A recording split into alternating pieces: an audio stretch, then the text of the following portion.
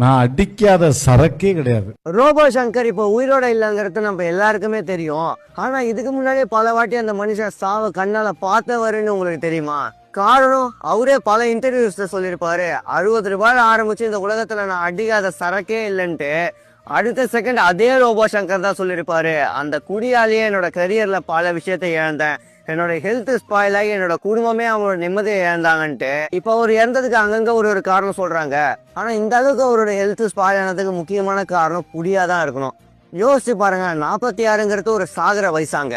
இவர் மட்டும் இல்ல, ரஜினி சாரும் எத்தனையோ இடத்துல இப்ப நீங்க பாக்குற ரஜினிகாந்த் எல்லாம் ஒரு ரஜினிகாந்தே இல்ல, அந்த குடியை மட்டும் விட்டு இருந்தா இங்க நான் எவ்வளவோ சாதிச்சிருப்பேன்னு சொல்லியிருப்பாரு.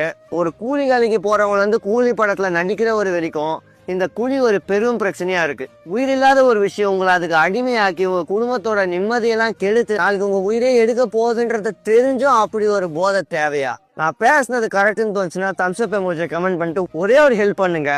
உங்களுக்கு தெரிஞ்ச உங்களோட பிரதரோ சிஸ்டரோ ஃப்ரெண்டோ ஹஸ்பண்டோ யாருன்னா குடிக்கு அடிமையாகி இருந்தாங்கன்னா அவங்களுக்கு இந்த வீடியோவை ஷேர் பண்ணி இனிமேட்டு உனக்காக இல்லாம உங்களோட ஃபேமிலிக்காகவாது அந்த குடியை தூக்கி போடுறான்னு சொல்லுங்க.